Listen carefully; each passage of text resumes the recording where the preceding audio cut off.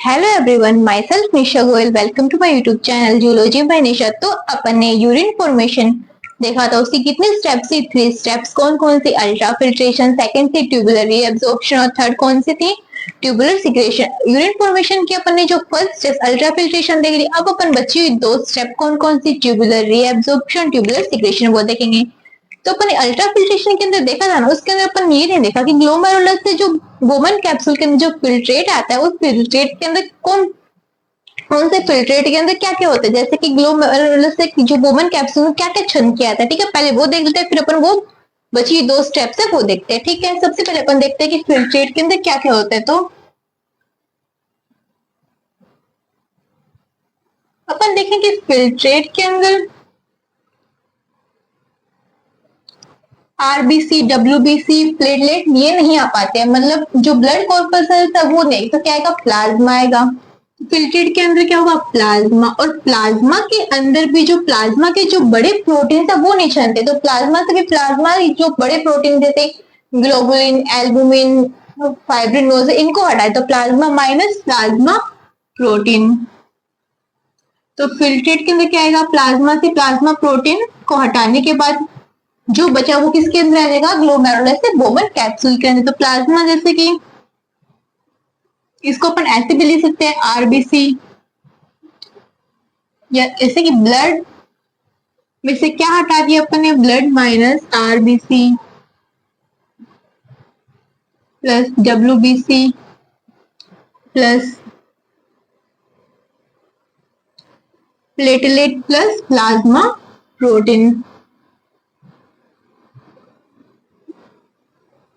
इसको अपन ने रिमूव कर दिया। इसको अपन ने रिमूव करने के बाद जो बचा वो क्या आएगा? अपना फिल्ट्रेट होगा। ठीक है, अब अपन बची हुई 2 स्टेप्स है वो देखते हैं। सबसे पहले देखेंगे अपन ट्यूबुलर रीएब्जॉर्प्शन।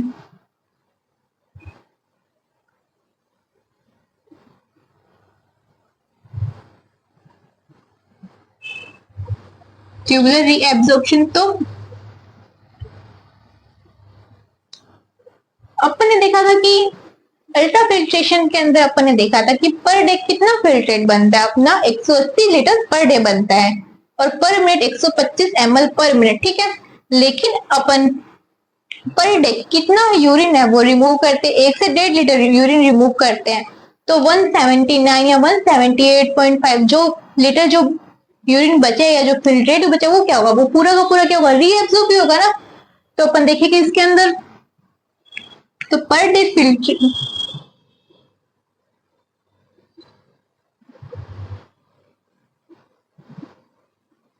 फोम फोम ठीक है, मतलब बनना, फोम फिल्ट्रेट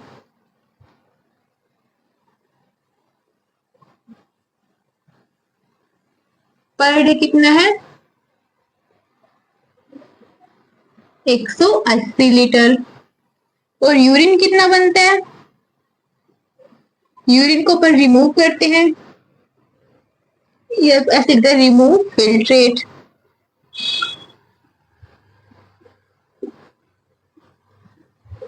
जिसको अपन क्या बोलते हैं? यूरिन। वो कितना है? 1 से 1.5 लीटर, 1 से 1.5 लीटर पर डे। ये भी क्या है? ये तो अपन लिखे हैं ना, फ्रॉम फिल्ट्रेट पर डे इतना बनता है। कितना रिमूव करते हैं? इतना अपन रिमूव करते हैं। तो 99% जो फिल्ट्रेट है वो क्या होगा?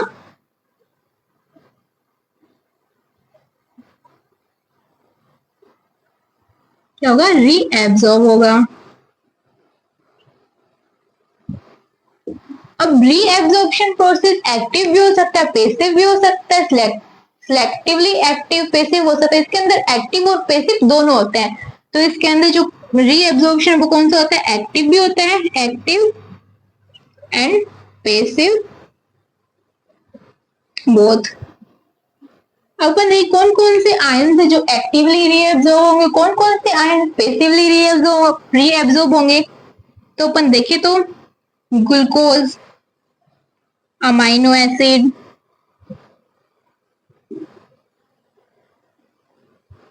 और जो सोडियम आयन है वो क्या होते हैं, एक्टिवली रीएब्जॉर्ब होते हैं।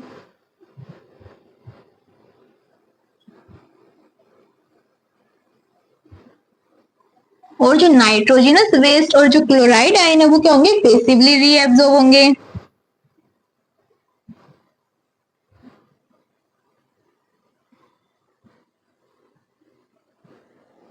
क्लोराइड आयन क्या होंगे, पैसिवली रीएब्जॉर्ब होते हैं। ठीक है, तो अपन ने इसमें क्या देखा कि अपना पर डे कितना फिल्ट्रेट 180 लीटर बन रहा है, तो अपन ने यूरिन कितना रिमूव किया, 1 से 1.5 लीटर, तो 99% जो यूरिन है या जो फिल्ट्रेट है उसका क्या हुआ, रीएब्जॉर्प्शन हुआ। ठीक है, और अब कौन कौन से जो आयन से रीएब्जॉर्ब होते हैं, ग्लूकोज, अमीनो एसिड, सोडियम, वो कैसे रीएब्जॉर्ब होते हैं, एक्टिवली। और जो नाइट्रोजनस वेस्ट और जो क्लोराइड है वो कैसे रीएब्जॉर्ब होते हैं, वो पैसिवली रीएब्जॉर्ब होते हैं। मतलब जो रीएब्जॉर्प्शन वो एक्टिवली भी होता है और पैसिवली भी होता है। अब रीएब्जॉर्प्शन कैसे होगा, अपन देखें कि रीएब्जॉर्प्शन का मतलब देखें तो मतलब फिल्ट्रेट के अंदर ग्लूकोज, अमीनो एसिड, जो मतलब एसेंशियल जो आयंस वगैरह वो क्या होंगे, पीसीटी, डीसीटी, इसमें से निकाल कर कहा जाएंगे, ब्लड के अंदर चले जाएंगे। तो इसके अंदर अपन क्या लिखेंगे, ट्यूबुलर रीएब्जॉर्प्शन के अंदर ये कहा जाता है, रीनल ट्यूब्यूल से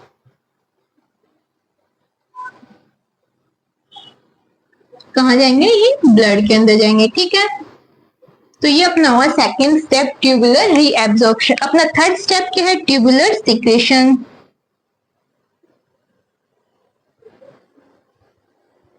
अब अपन देखें कि क्या हुआ ट्यूबुलर सिक्रेशन के अंदर।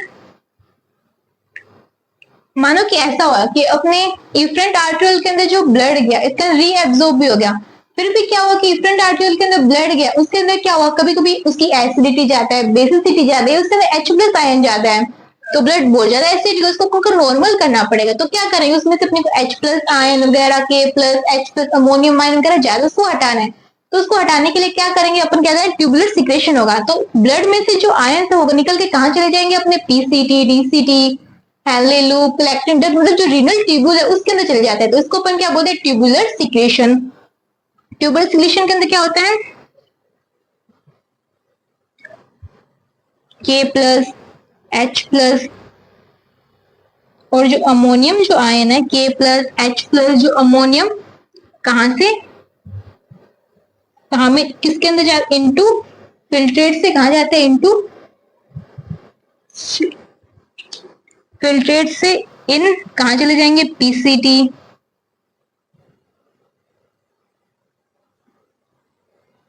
डीसीटी,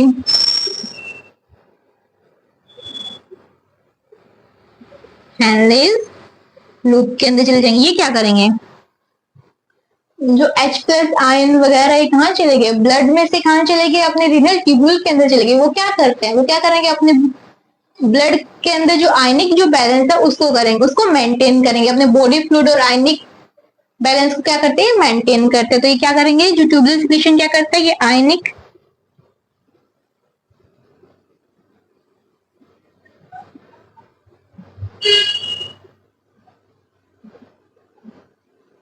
बैलेंस एंड बॉडी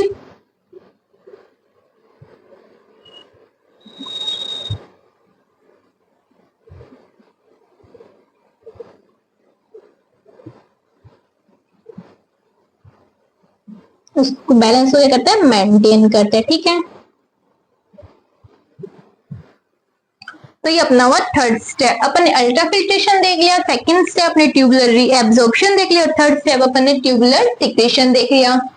अब कलेक्टिंग डक्ट से जो यूरिन निकलेगा वो क्या होगा, मतलब कलेक्टिंग डक्ट से जो यूरिन निकलेगा वो क्या होगा, हाईली कंसंट्रेटेड होगा। ठीक है, अब अपन ये जो ट्यूबुलर रीएब्जॉर्प्शन, ट्यूबुलर सिक्रेशन, इसको डायग्राम के थ्रू समझते हैं। ठीक है, तो अब अपन डायग्राम के थ्रू जो ट्यूबुलर रीएब्जॉर्प्शन और ट्यूबुलर सिक्रेशन है उसको देखते हैं। तो अपन पहले सबसे पहले डायग्राम बनाते हैं। ठीक है,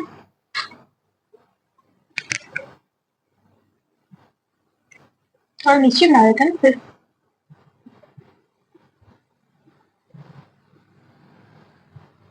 ये अपना बोमन कैप्सूल हुआ,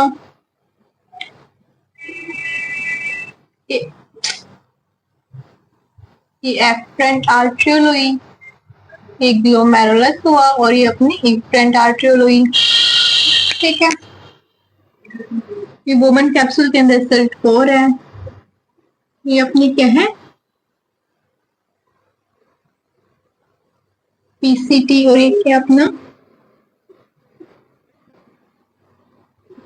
हैनलेस लोब।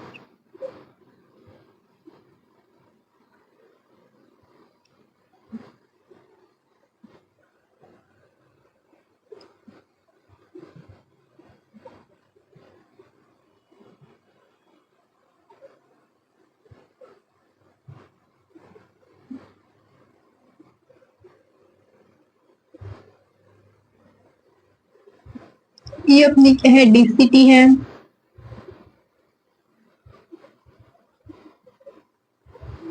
और ये अपनी क्या है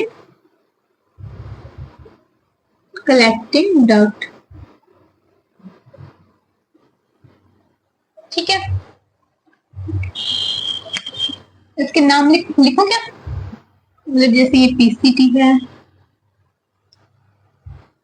ये हैनले के लूप की डिसेंडिंग लिम्ब है, ये असेंडिंग लिम्ब है, ये डीसीटी है, ये कलेक्टिंग डक्ट है, ये बोमेन कैप्सूल है। ठीक है, अब इसके अंदर जो फिल्ट्रेट आया उसका पीसीटी के अंदर रीएब्जॉर्प्शन होगा, सिक्रीशन होगा, तो अपन यहाँ पे लिखते हैं। ठीक है, पीसीटी का। अब पीसीटी के अंदर अपन देखें तो कौन सी ब्रश बॉर्डर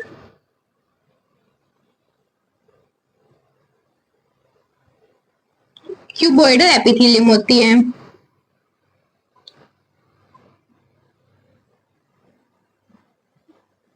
ये क्या करेगी, इंक्रीज करेगी किसको, रीएब्जॉर्प्शन को।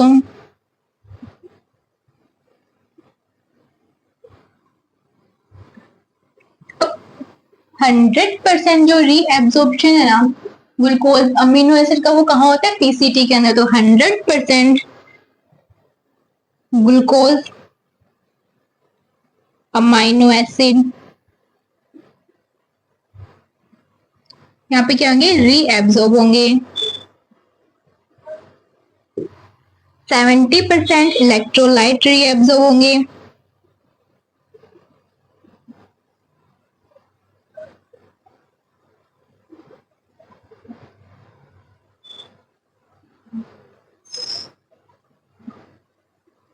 और 70% इसके अंदर वाटर रीएब्जॉर्ब होता है।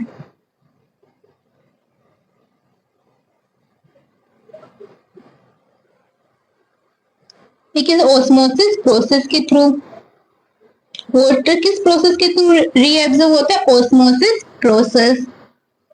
कौन ये कैसी होती है ऑस्मोसिस प्रोसेस, ये होती है पैसिव।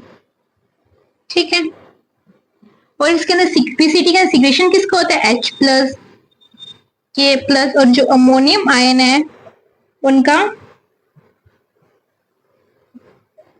सिक्रेशन इन पीसीटी। ठीक है, तो अपन इसको यहाँ पे डायग्राम में भी शो कर देते हैं। तो अपन ये सिक्रेशन दिखा रहे हैं कि यहाँ पे ब्लड से कहाँ आ रहा है, पीसीटी के अंदर है। तो H+, K+ और अमोनियम आयन। और रीएब्जॉर्प्शन, तो पीसीटी से कहाँ जा रहा है, ब्लड के अंदर जा रहा है। तो इसके अंदर glucose amino acid sodium H2O और बाइकार्बोनेट। यहाँ पे वो भी लिख सकते हैं कि 70% बाइकार्बोनेट का भी रीएब्जॉर्प्शन होता है। ठीक है, तो पीसीटी के अंदर क्या हुआ, अमाइनो एसिड ग्लूकोज इनका तो 100% रीएब्जॉर्प्शन होता है, लेकिन H2O बाइकार्बो इनका 70% रीएब्जॉर्प्शन। आगे कहाँ रीएब्जॉर्ब होंगे, ये जो H2O बाइकार्बो, H2O तो यहाँ पे भी रीएब्जॉर्ब होगा, और ये इसमें हैनले की सेंडिलिप और ये जो डीसीटी उसके अंदर आगे जाके रीएब्जॉर्ब होंगे। लेकिन जो ग्लूकोज और जो अमाइनो एसिड वो 100% किसके अंदर, पीसीटी के अंदर रीएब्जॉर्प्शन होता है। तो मैक्सिमम रीएब्जॉर्प्शन कहाँ होता है, पीसीटी के अंदर। तो यहाँ पे लिखेंगे अपने, यहाँ पे क्या होता है, मैक्सिमम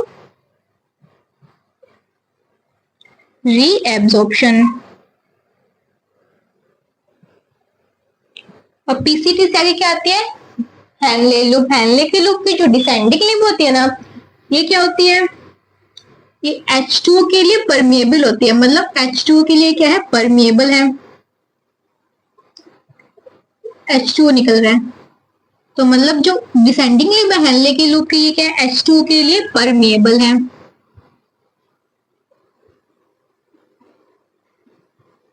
और जो आयन है उसके लिए क्या है, इम्परमिएबल।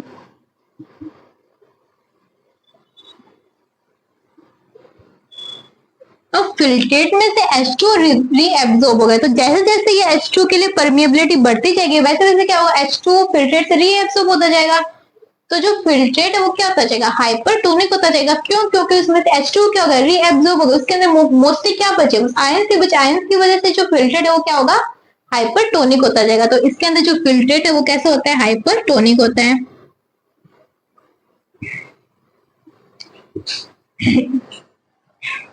अब जैसे जैसे अपन आगे जाते हैं हेनले के लूप की असेंडिंग लिंब के अंदर क्या होता है, ये जो आयंस है जैसे कि सोडियम, पोटेशियम वगैरह, मतलब ये जो असेंडिंग लिंब क्या होती है, जो आयंस के लिए क्या होती है, परमिएबल होती है। लेकिन ये जो H2O के लिए क्या होगी, इम्परमिएबल होगी।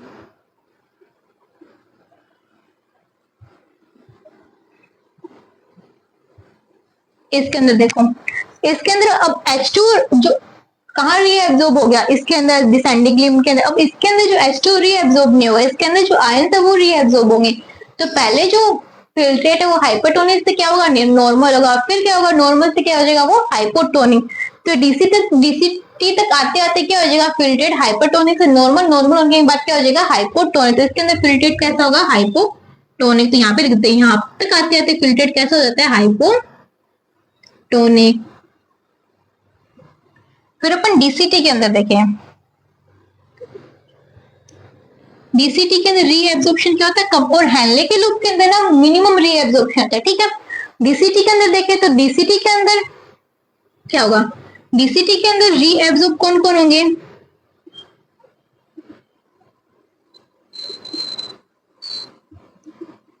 ग्लूकोज और अमीनो एसिड का तो 100% पीसीटी के अंदर हो गया। तो इसके अंदर बाइकार्बोनेट, वाटर और सोडियम क्लोराइड, मतलब आयंस वगैरह क्या हो जाएंगे इसके अंदर, रीएब्सॉर्ब। और इसके अंदर सीक्रेट कौन कौन होंगे, तो इसके अंदर H+, K+ और अमोनियम आयन क्या होंगे, डीसीटी के अंदर सीक्रेट होंगे। अब देखो, कभी कभी क्या होता है कि अपने ने ज्यादा पानी पी लिया, किसी टाइम अपन कम पानी पीते हैं, तब उसको मेंटेन कौन रही है, ज्यादा पानी पिया तो यूरिन कैसे होगा, डाइल्यूट। अगर कम पानी पिया तो यूरिन कैसा ना, कंसंट्रेट में। उसको कौन मेंटेन करता है, कंडीशनल रीएब्सॉर्प्शन कौन करता है, डीसीटी करता है। कैसे, पीसीटी है, लेकिन इसके अंदर तो जितना रीएब्सॉर्प्शन उतना ही होगा वाटर का।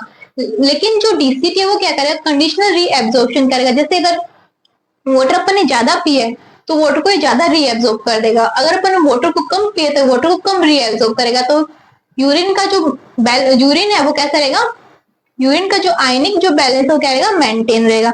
तो इसके अंदर डीसीटी के अंदर क्या होता है, कंडीशनल रीएब्सॉर्प्शन भी होता है।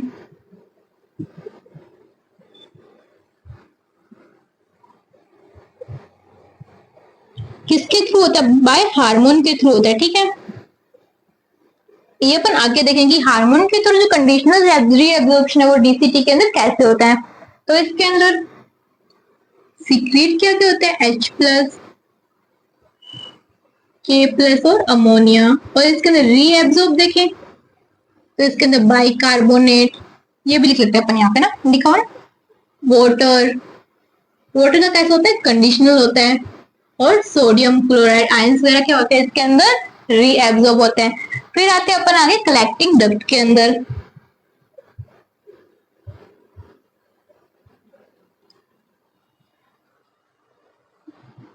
तो डीसीटी में वाटर रीएब्सॉर्ब हो गया। अब आगे वाटर को क्या, यूरिन को क्या करना है, कंसंट्रेट करना है। तो कलेक्टिंग डक्ट के अंदर भी वाटर का क्या होता है, रीएब्सॉर्प्शन होता है। तो वाटर का रीएब्सॉर्प्शन कलेक्टिंग डक्ट के अंदर भी होता है। और इसके अंदर सीक्रेट क्या क्या होते हैं, H/H+, K+ और अमोनियम आयन कलेक्टिंग डक्ट के अंदर क्या होते हैं, सीक्रेट होते हैं। तो इसके अंदर रीएब्सॉर्प्शन क्या होते हैं,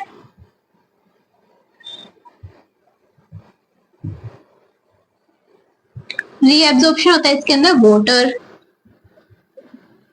जिससे यूरिन क्या होता है, कंसंट्रेट होता है। और इसके अंदर सीक्रेट क्या क्या होंगे,